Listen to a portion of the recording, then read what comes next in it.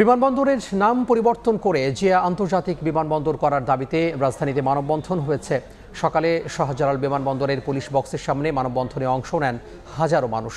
কর্মসূচিতে অংশ নিয়ে তারা বলেন, আওয়ামী লীগ সরকারের আমলে রাজনৈতিক প্রতিহিংসার মাধ্যমে অযৌক্তিকভাবে জিয়া আন্তর্জাতিক বিমানবন্দরের নাম পরিবর্তন করা হয়েছিল। বর্তমান অন্তর্বর্তী সরকারের কাছে আবারও বিমানবন্দরের আগের নাম ফিরিয়ে আনার দাবি জানিয়ে মানববন্ধনে অংশ নেওয়া ব্যক্তিরা বলেন, এ সরকার ছাত্র জনতার আন্দোলনের ফসল, তাই অন্তর্বর্তী সরকার জনতার দাবির প্রতি সম্মান জানিয়ে আবারও জিয়া আন্তর্জাতিক বিমানবন্দর নামকরণ করবেন বলে আশা প্রকাশ করেন সাধারণ মানুষ। স্বৈরাচারী সরকার তার নিজের মতো করে আন্তর্জাতিকভাবে এই এয়ারপোর্টের নাম চেঞ্জ করে ফেলছে।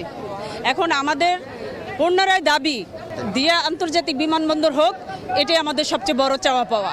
আগের নামটা যেটা ছিল জিয়াউর রহমানের নামে, এই বিমানবন্দরটা সেই জিয়াউর রহমান নামেই হোক। মানুষের আশা আকাঙ্ক্ষার যেই প্রতিফলনের বর্তমান যে সরকার আছে এটা বাস্তবায়ন করব।